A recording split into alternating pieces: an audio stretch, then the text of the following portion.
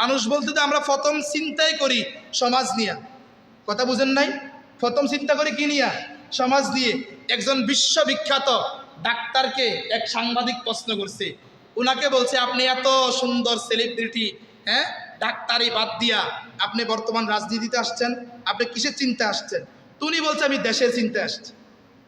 বলেন না, উনি কিসের চিন্তা আসছে?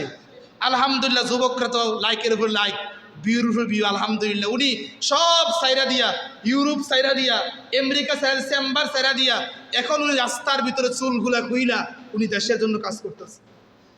বুঝেন নাই?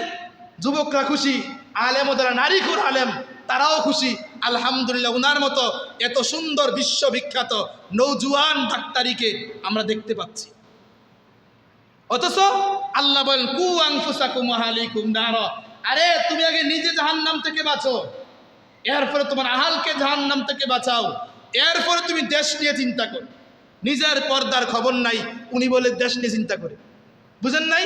যেই মেয়েটা নিজের পর্দার চিন্তা করে না, যেই মেয়েটা পর্দার চিন্তা করে না, আল্লাহর জাতের কসম খেয়ে বলতে পারি যে চেহারা দেখা দেখে রাজনীতি করে, যে চুলগুলা খুলে রাজনীতি করে, এই মেয়ে ক্ষমতায় গেলে কোনো নারী পর্দা করতে পারবে না।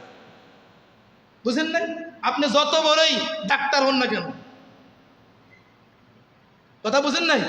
আপনি যত বড়ই ডাক্তার হন না কেন, আপনার এবিলিটি, আপনার মাইন্ড তো ওইটাই যে দেশ নিয়ে চিন্তা করলে হয়। আল্লাহ বলেন কু আনফুসাকুম ওয়া আহলিকুম নার, আগে তুমি নিজে জাহান্নাম থেকে বাঁচো, তোমার পরিবারকে জাহান্নাম থেকে বাঁচাও, এরপরে তুমি সমাজ নিয়ে, এরপরে তুমি দেশ নিয়ে চিন্তা করো। আর তোমাকে চিন্তা করতে করছে কেডা?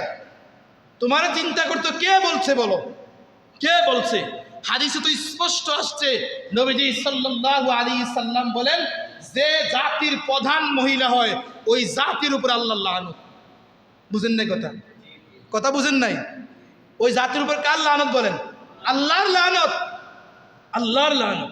আরেক হাদিসে নবীজি সাল্লাল্লাহু আলাইহি সাল্লাম বলেন যে মেয়ের দিকে যে পুরুষ তাকায় তার প্রতি আল্লাহর লানত। আর যে মেয়ে ওপেনলি খুইলা দেয়, চেহারা খুইলা দিল, চুলগুলা খুইলা দিল, এবার উনি ইংলিশে বক্তৃতা দেয়, উনি যাই করুক, ওই নারীও লানতপ্রাপ্ত, ওই পুরুষও লানতপ্রাপ্ত। এবার আপনারা কথা বুঝলে উত্তর দেন, বর্তমান বাংলাদেশে 20 কোটি নৌজন যুবক থাকলে, 20 কোটি পুরুষ থাকলে, এই 20 কোটি পুরুষের উপর আল্লাহর লানত।